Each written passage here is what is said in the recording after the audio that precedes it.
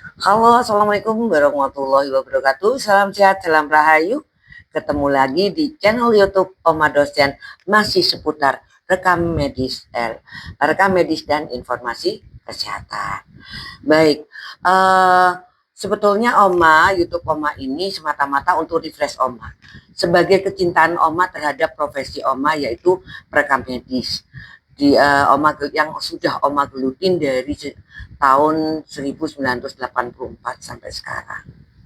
Jadi mudah-mudahan YouTube Oma ini bisa menjadikan suatu referensi, suatu baca-bacaan atau mengingatkan kembali terkait apa-apa yang ada di baik itu kompetensi kita, kompetensi PMIK itu sendiri, dan mungkin terkait dengan kebijakan atau regulasi yang ada. Nah, kali ini di YouTube Oma ini ingin mencoba sharing terkait kompetensi.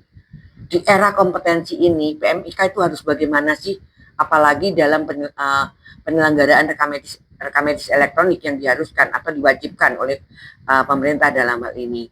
Nah, ketika menurut Oma nih, mungkin di YouTube ini Oma ingin sedikit sharing terkait dengan kompetensi PMIK.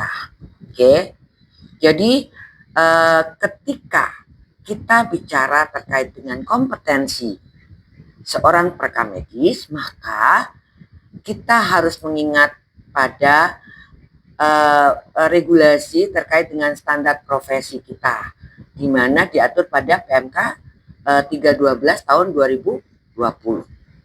Ya, makanya Oma ingin sekali mengajak teman-teman, siapapun juga yang melihat di channel YouTube Oma ini, tidak harus seorang perekam medis, siapapun juga, ya boleh melihat. Dan ini suatu pengalaman, suatu sharing-sharing pengalaman Oma ya selama nyaris 40 tahun. Kemudian juga mengingatkan kembali kompetensi kita yang harus betul-betul kita mampu laksana dalam hal ini. Nah, ketika kita membicarakan atau bicara, Oma akan sharing terkait dengan kompetensi PMK, maka yang harus kita lihat adalah bahwa kita sudah mempunyai standar profesi yang sudah diatur, ya. Ini nanti Oma di dalam YouTube ini ingin mencoba, karena ketika kita bicara tentang penyelenggaraan rekam medis elektronik, apakah itu memang PMIK sendiri bertugas secara individu atau akan kolaborasi? Oma akan sedikit sharing pengalaman selama ini yang Oma pahami, ya.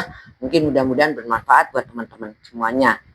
Ketika kita bicara dengan PMK 312 2020, maka ini adalah merupakan suatu regulasi yang memayungi PMIK di dalam atas penyelenggaraan kompetensi PMIK itu sendiri, ya, terkait dengan standar profesi perekam medis dan informasi kesehatan. Kemudian ada beberapa poin khusus di dalam PMK tersebut, diantaranya itu kita harus tahu kenapa sih suatu regulasi itu dibuat. Nah, itu kita harus tahu. Sebagai seorang profesional kita harus tahu bahwa kenapa suatu regulasi itu dibuat, pasti untuk memayungi. Dan tujuannya untuk apa? Itu perlu kita sebagai seorang profesional atau seorang perekam medis dalam hal ini harus tahu. Karena tujuannya adalah untuk meningkatkan apa? Kualitas. Kualitas terhadap siapa? Kompetensi tenaga perekam medis, ya, atau PMIK. Tujuannya itu meningkatkan kualitas PMIK. Agar apa? Mampu meningkatkan kualitas agar mampu apa? Memberikan pelayanan kesehatan yang bermutu tinggi, dan bersaing secara global. Ini catatan yang harus kita bawahi menurut Oma. Bersaing secara bermutu tinggi dan bersaing secara global. Kemudian standar kompetensi itu untuk apa sih? Standar kompetensi itu sendiri merupakan apa? Merupakan suatu dokumen yang menetapkan, ingat, dokumen yang menetapkan, ya, standar profesi yang mencakup nih, dokumen yang menetapkan standar profesi yang menyangkut atau yang mencakup apa? Standar kompetensi dan kode etik seorang profesi PMIK. Ya. Kemudian gimana terkait kode etik? Ya, kode etik pasti ditetapkan oleh organisasi profesi. Kemudian terkait kode etik, Oma tidak akan bisa sharingkan, tetapi nanti ada bukan ranah Oma. Sehingga Oma hanya akan ingin sharing terkait dengan 7 standar profesi yang teman-teman yang masih aktif di pelayanan harus selalu diingat dengan era rekam medis elektronik ini. Ada 7 kompetensi, 7 area kompetensi yang harus dipenuhi. Secara umum nih ya, secara umum nih. Headline-nya aja. Seorang PMIK tuh harus profesional yang luhur, punya etika dan legal. Yang luhur itu bagaimana, etikanya bagaimana, legalnya bagaimana. Kemudian dilanjutkan dengan mawas diri dan pengembangan diri. Nah, mawas diri dan pengembangan diri ini bagaimana nanti? Komunikasi efektif. Area 1, 2, dan 3 itu akan lebih banyak melekat pada diri individu atau seorang PMIK itu sendiri. Ingat, area 1, profesionalisme yang luhur, etika, kemudian legal, artinya harus kualifikasinya harus sekolah bener ya, dengan lulusan D3, legalitasnya ada ya, kemudian etikanya bagaimana. Nanti ketika etika nanti itu akan melekat semuanya dengan mawas diri dan pengembangan diri, kemudian komunikasi efektif akan melekat pada diri individu PMIK. Kemudian ranah yang selanjutnya yaitu yang akan seluruhnya akan berkaitan dengan penyelenggaraan rekam medis elektronik menurut Oma. Kenapa demikian? Manajemen data dan informasi kesehatan. Di mana ketika kita bicara terkait dengan rekam medis elektronik, maka kita akan bicara tentang transfer data, interoperabilitas data, ya. Itu. Kemudian lagi, keterampilan di dalam melakukan klasifikasi klinis, kodifikasi penyakit, masalah kesehatan lainnya, serta prosedur klinis. Ini yang akan berkutat di mana banyak sekali transformasi atau perubahan, bahkan di Indonesia sudah mengeluarkan terkait dengan standar-standar terkait klasifikasi ini. Di sesi-sesi channel di YouTube Oma yang pertama Oma secara garis besar mengangkat ya terkait dengan perkembangan klasifikasi dan kodifikasi yang diberlakukan di pemerintah. Kemudian terkait dengan aplikasi kesehatan, ya, epidemiologi dasar dan biometrik, ya itu harus kita kuasai semua. Yang paling yang mendasar adalah mampu melakukan manajemen pelayanan rekam medis dan informasi kesehatan. Apa itu artinya? Coba. Jadi ada pertanyaan begini, terus bagaimana ini Oma ya jadinya apa arti? Oke, artinya apa? 7 area kompetensi yang tadi sudah Oma sebutkan. Apa? Artinya apa? Bahwa peraturan ini dibuat, kalau boleh Oma ambil secara garis besar adalah peraturan ini dibuat sebagai apa? Sebagai landasan hukum dan sebagai pedoman yang komprehensif ya, untuk pada tujuannya memastikan bahwa pengelolaan rekam medis dan informasi kesehatan di fasilitas pelayanan kesehatan dilakukan secara profesional dan berkualitas. Siapa yang melakukan? Kalau berdasarkan standar profesi yaitu PMIK. Walaupun kenyataan di lapangan sudah banyak bergeser transformasi ya, profesional ini adanya di mana. Tetapi Oma tidak akan sharingkan karena tidak ranah Oma. Tapi Oma akan sharing-sharing terkait apa sih yang teman-teman harus ketahui, kemudian dengan penyelenggaraan rekam medis elektronik itu sebagai seorang PMIK itu bagaimana ya, apa sih kompetensi yang harus kita tingkatkan dan seterusnya. Kemudian mana yang kita harus bisa lakukan sendiri secara individu, atau mungkin suatu kompetensi ini bisa akan dilakukan dengan secara kolaboratif. Itu yang ingin Oma sharingkan pada session YouTube Oma kali ini. Kemudian kalau kita akan lihat, Oma akan coba mengajak teman-teman siapapun yang akan yang melihat nantinya di YouTube, di channel YouTube Oma ini, bahwa mana sih peran PMIK yang secara individu harus yang udah melekat sebagai seorang profesi PMIK, dan mana yang kita harus berkolaborasi atau bekerja sama. Kita lihat pada area pertama, yaitu terkait dengan profesionalisme yang luhur, etika dan legal. Bagaimana untuk yang individu? Ingat, secara individu sebagai petugas pelayanan kesehatan, maka seorang PMIK harus mampu menjaga kerahasiaan data pasien. Nah, bagaimana data pasien dengan dengan penyelenggaraan rekam medis elektronik ini? Bagaimana kita menjamin kerahasiaan daripada data pasien seperti itu? Kalau misalnya keamanan servernya, kalau sekarang rekam medis, kalau dulu bagaimana penyimpanannya, kan seperti itu. Nah, itu secara individu ya, menjaga kerahasiaan itu. Kemudian selanjutnya, sebagai seorang PMIK harus mematuhi hukum dan perundang-undangan PMIK itu sendiri, ya, di mana kewenangannya, ya, apa yang menjadi tanggung jawabnya, seperti itu secara individu. Tetapi untuk area pertama, profesionalisme yang luhur, kemudian etika dan legal, di mana peran PMIK kalau misalnya ada nggak sih Oma kalau kita kolaboratif? Kan bukannya gini, ada yang tanya seperti ini. Kan namanya profesional Oma ya, profesi.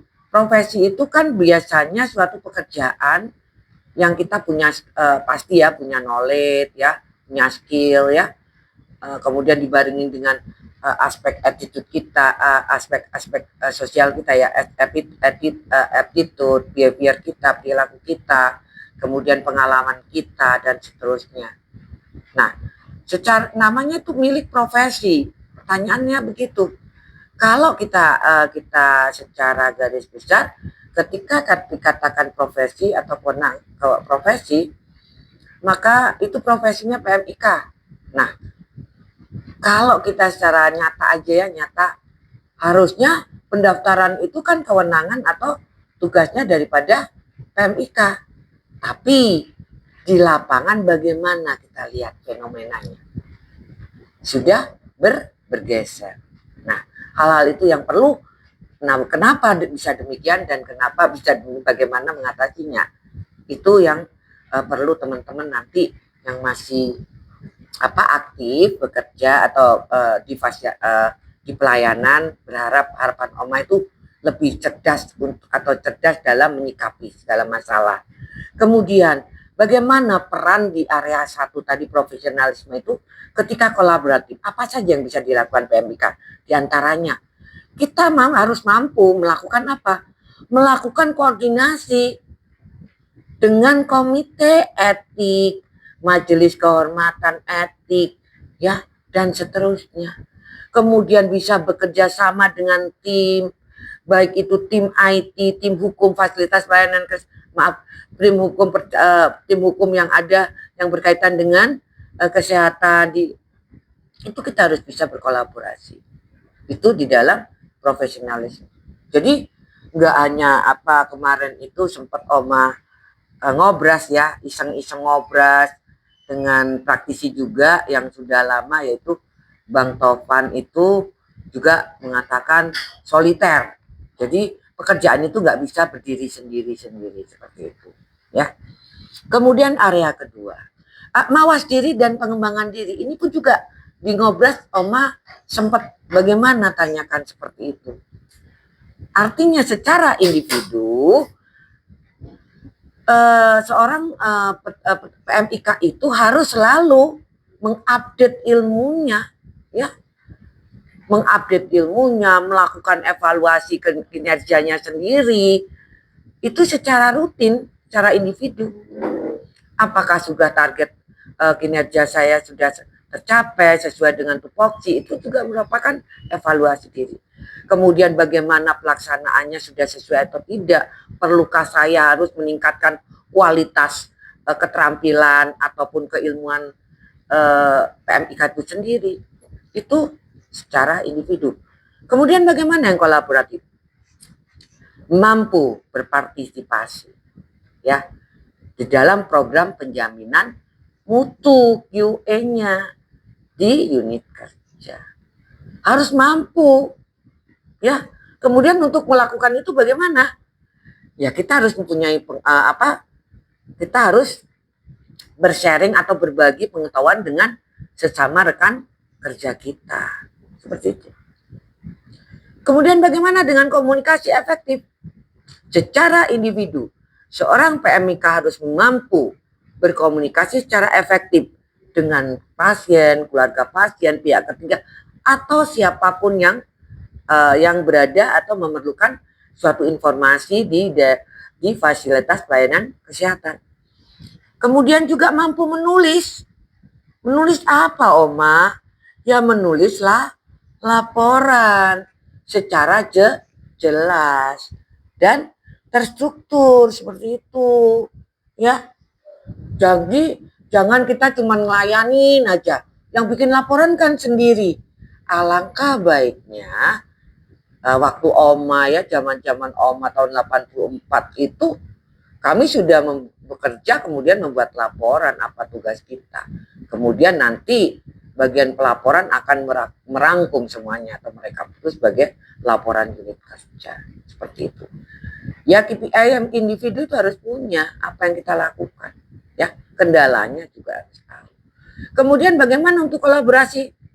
Harus mampu berkoordinasi dengan tenaga kesehatan, tenaga medis dan tenaga kesehatan lainnya. Lo kolaborasi tentang apa, Oma? Ya, ingat tadi QI-nya. Ya, tadi penjaminan mutu terkait dengan apa? Kelengkapan data, perekaman dalam rekam medis. Baik itu secara berbasis kertas ataupun berbasis elektronik. Sudah diinput belum? Lengkap enggak? Kalau enggak lengkap, kita lakukan komunikasi. Kalau enggak, asal kita tembak aja lagi juga kan enggak bisa. Seperti itu.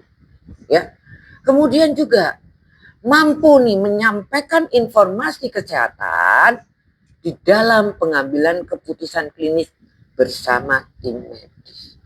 Artinya, ketika kita akan melakukan namanya audit internal atau melakukan review rekam medis, maka pasti ada teman-teman PMIK yang ada di dalam tim itu. Artinya mampu melakukan. Ya, ini belum sesuai. Kenapa belum sesuai? Kalau kita memberikan suatu sanggahan, ini belum sesuai loh. Kalau belum sesuai itu kan apanya yang belum sesuai, itu kita harus mampu ya. Jangan kita melakukan ini nggak benar. Harusnya begini loh dok.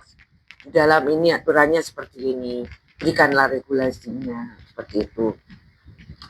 Ya, penulisannya harus runtut dok, sehingga kami juga akan lebih memudahkan kami, misalnya bla bla bla seperti itu akan indah. Itu kolaborasi ya, secara kolaborasi terkait dengan komunikasi. Kemudian bagaimana dengan manajemen data dan informasi? Ini poin area keempat ini sekarang sedang bergulir dan sedang nge-booming. Semua membicarakan bagaimana ini peran PMIK ya, karena strateginya bagaimana. Ini tidak ada tugas, tapi yang penting menurut Oma adalah bagaimana seseorang PMIK itu mempersiapkan diri terkait dengan perkembangan teknologi yang ada, khususnya di fasilitas pelayanan kesehatan. Ya, manajemen datanya gimana? Peran individu adalah mengelola, ya, mengelola, kemudian memonitor kualitas data rekam medis, artinya inputannya benar ora, ya kan gitu, sesuai atau tidak, kan seperti itu. Itu secara individunya. Kemudian apa lagi? Kita kalau misalkan dulu masih basic paper base, itu kita ada desain formulir. Tetapi ketika kita bertransformasi ke rekam medis elektronik, maka desain form itu bukan urusan kita, programmer bagian desain. Tapi variabel data yang ada itu untuk apa? Oma contohkan yang paling gampang. CPPT. CPPT itu milik siapa? Milik perawat. Milik keseluruhan nakes dan namet. Ya, rekam medis ada nggak? Ada. Nah, kita harus punya identitas pasien. Data sosial itu harus ada minimal 4 atau 5 itu. Harus ada nomor rekam medis, nama pasien, tempat tanggal lahir atau usia, kemudian alamat. Seperti jenis kelamin. Seperti itu. Nah, ini yang akan kita tekankan pada tim IT-nya. Bahwa ini perlu loh. Kemudian ada nih, desainnya itu harus ada nomor urutnya, tanggal pemberian, kapan diberikan tindakan, swabnya bagaimana, kemudian ada yang autentifikasinya siapa, kemudian ada lagi yang kalau misalnya juga yang verifikasinya siapa, pengguna nanti diatur menggunakan tanda tangan atau bagaimana. Nah, variabel data itu dari mana? Karena ini penggunanya adalah bareng-bareng, baik itu namet ataupun nakes ya lainnya, maka kita harus kolaborasi seperti itu. Kemudian itu komunikasi itu harus bisa mendesain ya. Kalau dulu, tapi kalau sekarang ya sudah, kita sekarang nih kolaborasinya di manajemen data dengan siapa? Tim IT. Apalagi terkait dalam pengembangan sistem informasi manajemen rumah sakit. Kenapa di sistem informasi manajemen rumah sakit itu bukan hanya rekam medis pasien, semuanya akan masuk di dalam situ. Ada tuh rumah-rumahnya satu-satu tuh modul-modulnya, modul rekam medis, modul billing, modul penunjang dan seterusnya. Seperti itu kolaborasinya. Dan teman-teman rekam medis punya fungsi di situ, punya peran di situ ya. Kemudian apa lagi? Secara pasti harus bekerja sama. Teamwork itu penting. Dengan siapa? Manajemen. Ya, kita harus mampu ya bekerja sama dengan manajemen seperti itu. Kemudian kalau misalnya terkait klasifikasi kode klinis dan kodifikasi, terkait individu harus mampu menguasai kodifikasi secara akurat. Melakukan kodifikasi itu harus laku, melakukan mencari, menentukan mana yang tepat itu harus mampu secara individu. Yang banyak sekarang dilakukan oleh nakes atau bahkan namet. Itu ya. Itu kenapa? Monggo nanti teman-teman yang tadi balik lagi, mawas diri tadi dan pengembangan diri. Area kedua tadi, sudah sejauh manakah Anda seorang PMK melakukan evaluasi diri Anda? Sejauh mana Anda atau teman-teman PMK ini memerlukan suatu pengembangan atau peningkatan kompetensi, peningkatan pengetahuan. Sehingga jangan sampai nantinya, sekarang coding kan kalau secara fenomena yang ada di lapangan, terkadang bukan PMIK yang melakukan. Tapi monggo silakan. Ini Oma hanya sharing secara secara regulasi yang Oma pahami dan secara pelaksanaannya seperti itu ya. Kemudian juga memastikan ketepatan itu tadi. Mencari ketepatan harus mampu. Kalau orang bilang kata, wah gampang deh. kadang-kadang kita itu, apalagi secara elektronik ini, memudahkan. Memang digitalisasi itu memudahkan kita.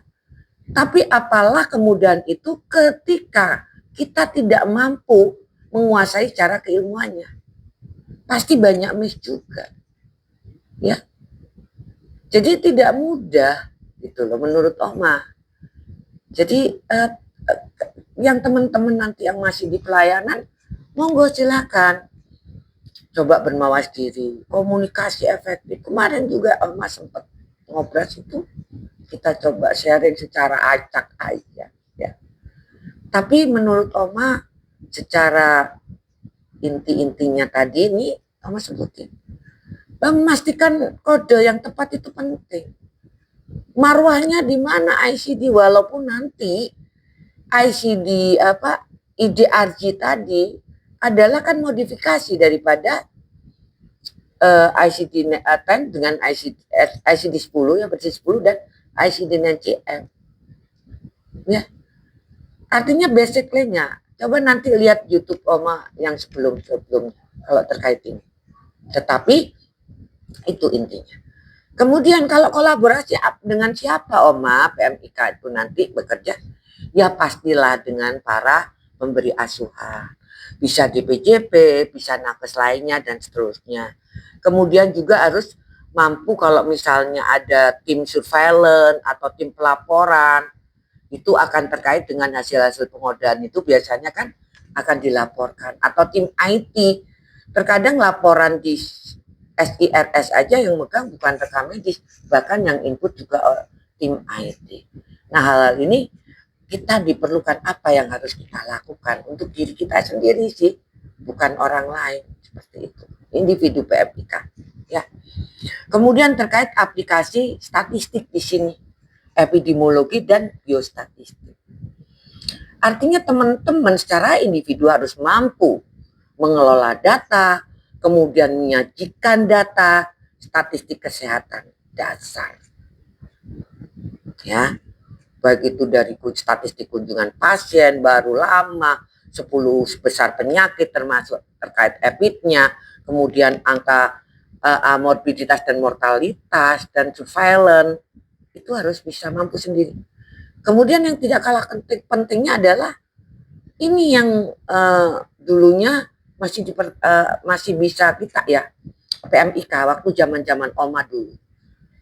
Ngitung indikator ini rumah sakit, Borlos Toy, PTU Toy, kemudian Avelos, Los Avelos, hari perawatan, kemudian NDR GDR. Harus bisa secara mandiri. Ya, teman-teman harus mampu itu. Kalau secara kolaboratif apa, Oma? Ya pasti kita tetap kolaborasi. Artinya apa? Kita membantu mempersiapkan data. Ketika manajemen nih, tolong dong manajemen direktur minta ini 10 besar penyakit rawat jalan. Kemudian pisahkan dengan IGD. Kita harus mampu melakukan itu ya. Kemudian hal itu diperlukan untuk biasanya manajemen akan mengambil suatu kebijakan. Seperti itu ya. Dengan surveillance untuk pelaporan surveillance. Ya, angka kecenderungan nanti wabah dan seterusnya nanti.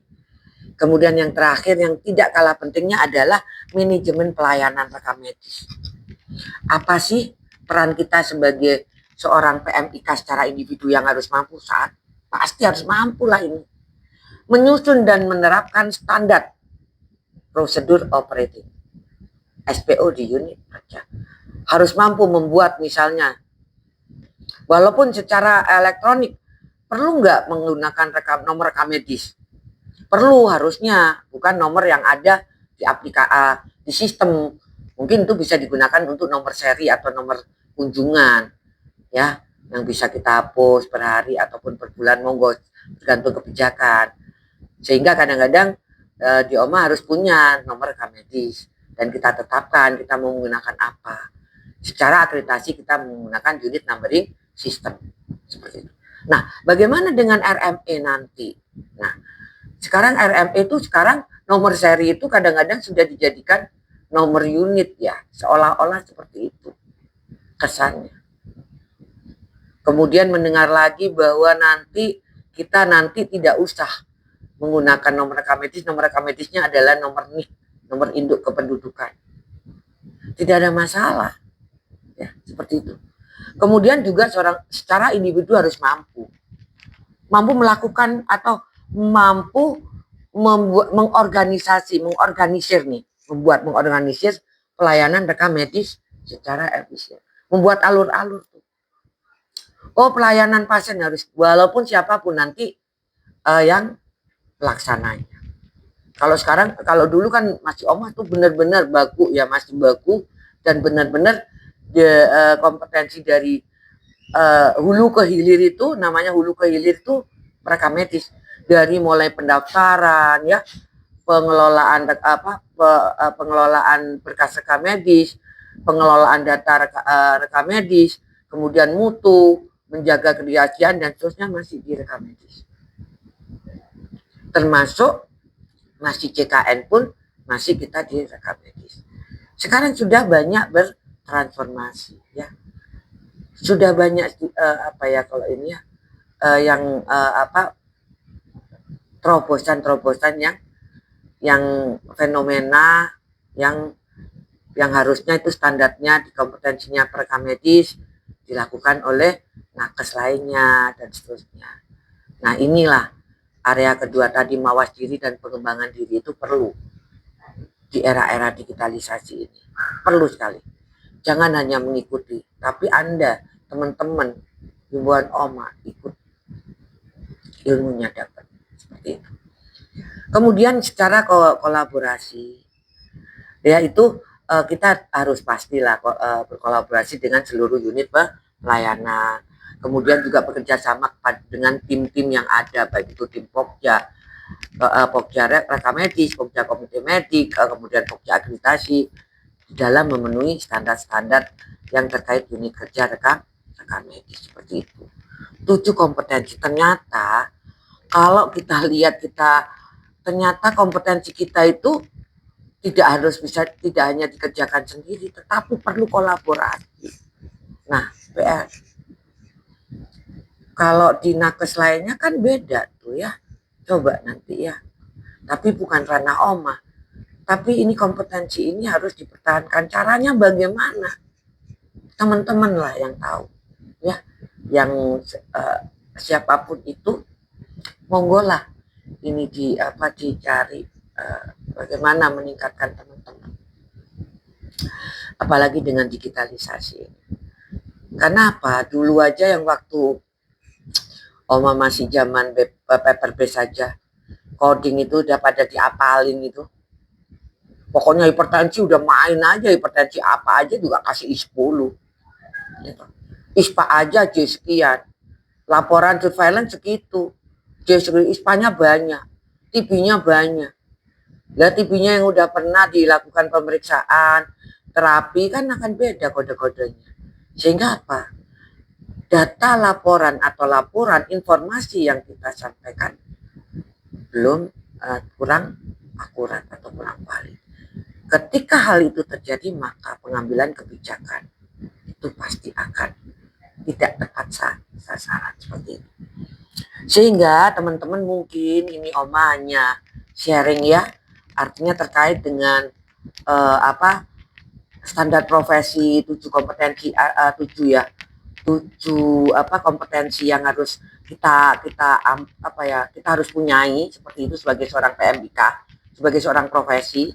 Maka bagaimana di era penyelenggaraan rekam medis ini, ingat bahwa penyelenggaraan rekam medis bukan hanya sekedar ya mendigitalisasikan atau digitalisasi formulir, tidak, tetapi apa? Melainkan suatu transformasi yang sangat fundamental menurut Oma. Kenapa demikian? Karena transformasi yang fundamental untuk apa? Dalam pengelolaan informasi kesehatan. Ya, itu. Sehingga 7 pilar atau 7 area ini perlu harus melekat di individu PMIK, harus mampu itu kalau dikatakan profesional seperti itu. Sehingga secara sintesis atau kalau misalnya boleh Oma nanti ya, dari 7 kompetensi tadi, 7 area pilar, 7 pilar lah ya, terkenal teman-teman kalau kita mendengar itu kan 7 pilar kompetensi, 7 pilar ya, 7 pilar utama area standar kompetensi kita, standar profesi kita ya. Itu akan menjadi pilar utama di dalam apa, di dalam transisi untuk implementasi ERM. Di pilar keempat pun juga sudah manajemen data. Ya, manajemen datanya bagaimana? Mampu nggak? Apakah kita bukan seorang programmer, tetapi variabel data itu perlu kita memberikan masukan. Flowchart-flowchartnya itu seorang PMIK harus mampu laksana. Bahkan di SKK, di bidang rekam medis ada 82. Itu masuk di SKK itu di manajemen data dan informasi ada 30 sekian kompetensi. Di antaranya itu mampu membuat alur.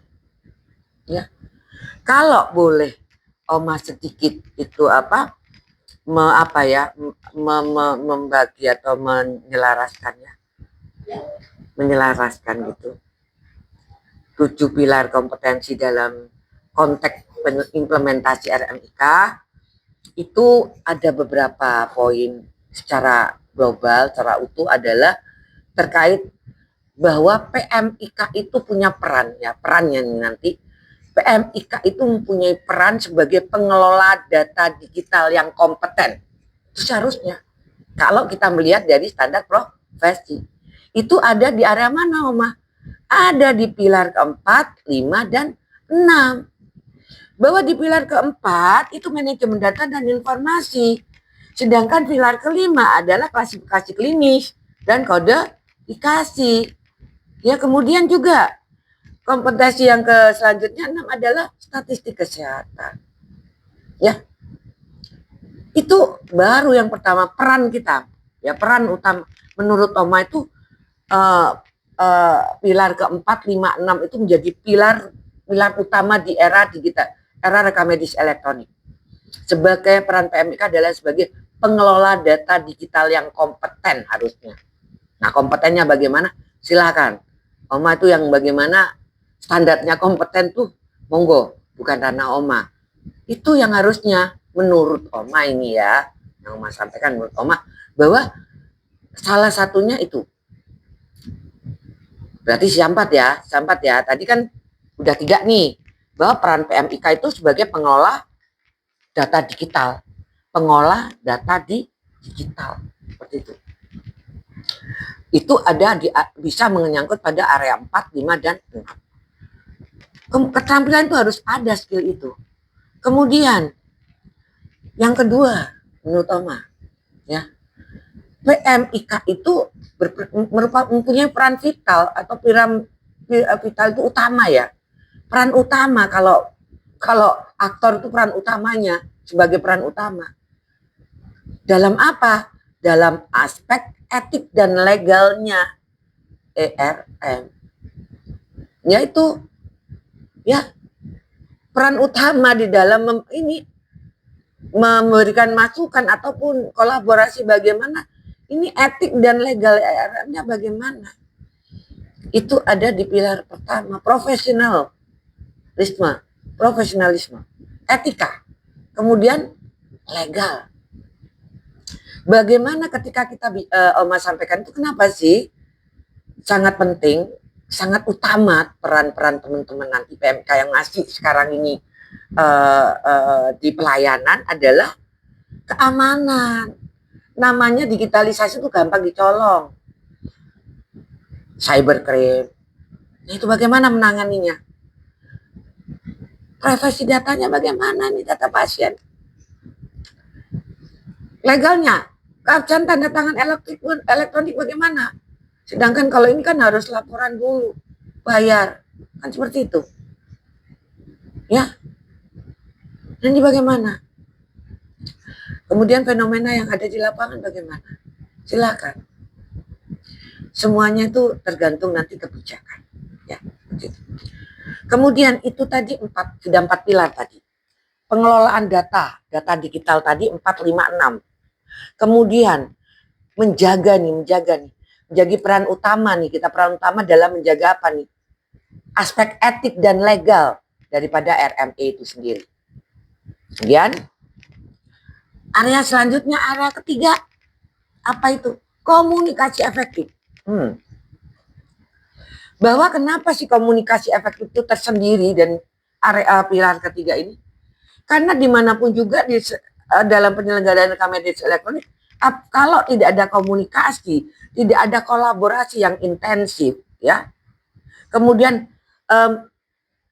karena menurut Oma, PMIK ini akan menjembatani gitu, sebagai katalisator, sebagai fasilitator, ya, Pak, dari apa? Ke tim IT. Untuk apa?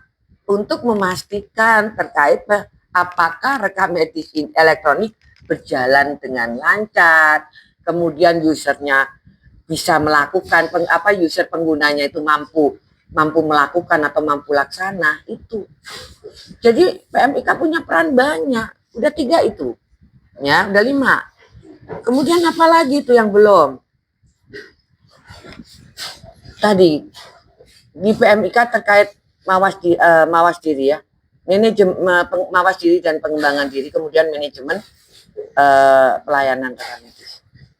Artinya PMIK itu mempunyai sang peran memimpin sebagai leader harusnya. Tapi leader yang bagaimana nanti tergantung kebijakan, ya. Tetapi ketika kita bicara terkait dengan standar profesi, seharusnya seperti itu idealnya. Memimpin manajer perubahan dan inovasi. Ya, inovasi terkait apa? Artinya kita harus mempunyai apa ya? Memahami manajerial daripada pelayanan RMIK. Sebetulnya ada, walaupun di yang diploma 3 pun ada ini. Manajemen unit kerja kan sudah dibekalin teman-teman, walaupun di bangku kuliah, tinggal effort gitu, ya, materi-materi yang ada. Kemudian kenapa memimpin perubahan dan inovasi? Karena adanya transisi rekam medis yang berbasis kertas, maka SPO itu pun juga harus transisi bagaimana membuat cara SPO rekam medis elektronik. Kemudian alur-alurnya bagaimana, mengolah atau merubah pola atau alur data, alur pelayanan rekam medisnya bagaimana. Kemudian itu terus harus kita PMIK ini dalam inovasi harus terus berkembang dan beradaptasi dengan teknologi yang baru. Itu perlu sekali. Ada 4 menurut Oma dari 7 kompetensi adalah PMIK itu sebagai apa tadi? Sebagai pengelola data digital. Kemudian mempunyai peran itu sebagai pengolah data digital. Ya. Kemudian juga sebagai mempunyai peran juga sebagai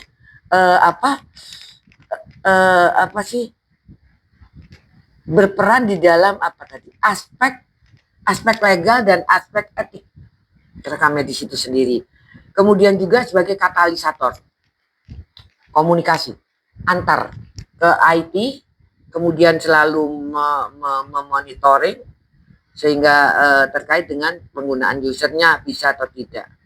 Kemudian juga terkait yang dari pilar 2 dan 3 adalah mampu sebagai pimpinan. Pimpinan itu tidak harus top leader, tapi pimpinan itu sebagai bisalah memimpin suatu tim, seperti itu juga pun suatu harus mampu manajemen. Artinya mawas diri dan pengembangan diri itu penting, ya. Kemudian ketika itu terjadi atau misalnya ditunjuk sebagai ketua tim ini, ya, tim apa terkait dengan pengembangan rekam medis, maka kita harus mampu itu. Seperti itu. Harus mampu mengembangkan. Tolong bikinin dong SPO rekam medis elektronik, kan ini udah berjalan. Ini yang ada lama nih, kita mau akreditasi. Kan kita harus sesuaikan.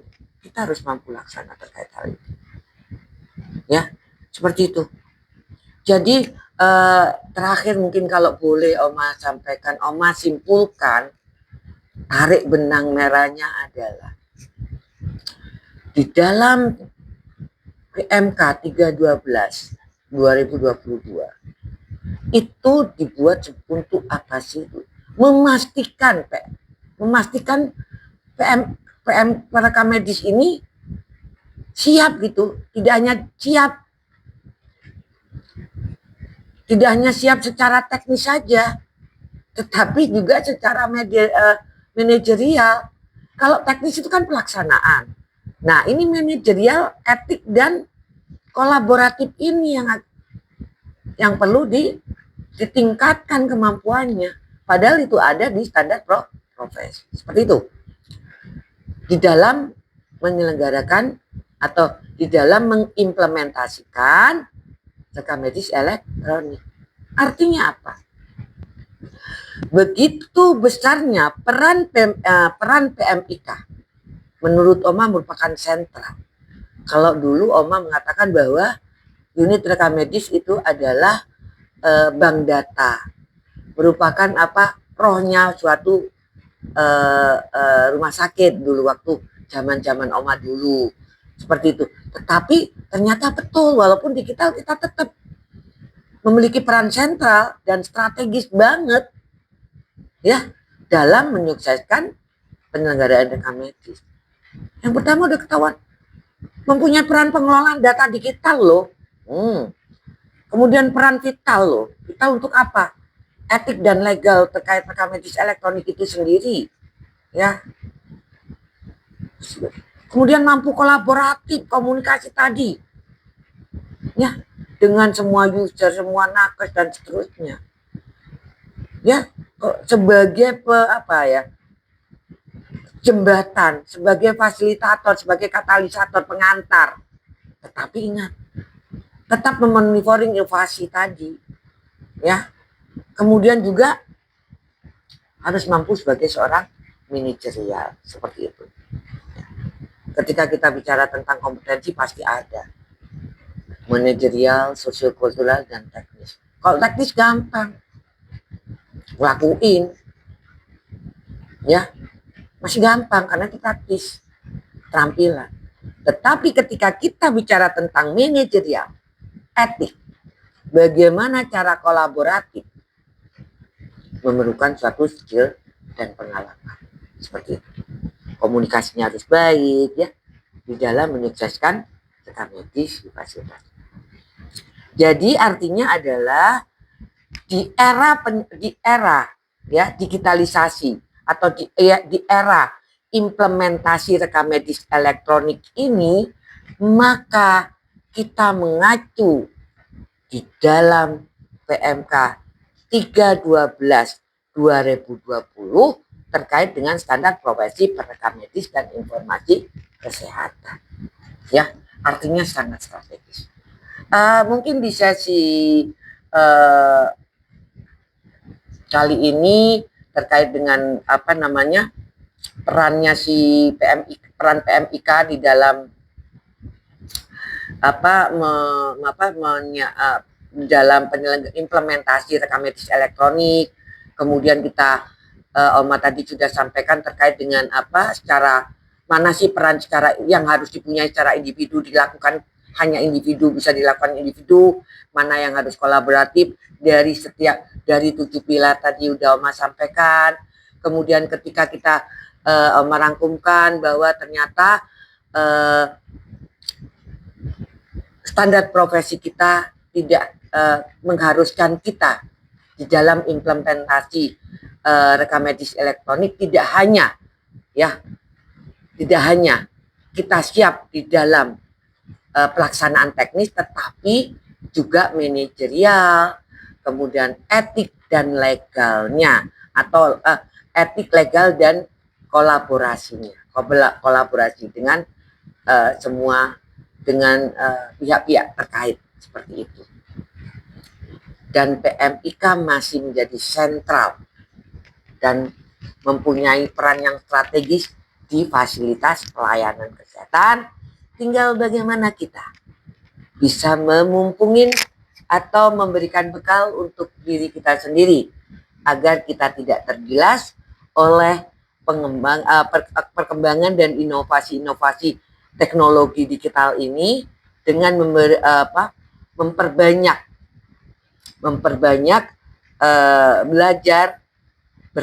belajar, berinovasi, berkolaborasi, ya. Silahkan dengan cara apa, bisa ikut seminar, webinar, pelatihan, monggo. Silahkan untuk diri sendiri individu. Tapi jangan hanya ikut aja dengan kepentingan yang lain. Ya, pesan Oma. Itu aja. Artinya peran rekam medis. Peran perekam medis dan informasi kesehatan di era penyelenggaraan atau di era implementasi rekam medis elektronik mempunyai peran yang sentral dan strategik ketika mampu melakukan peran sebagai pengelolaan data digital, ya, mampu melakukan kolaboratif atau bekerja sama, ya, kemudian juga mampu melakukan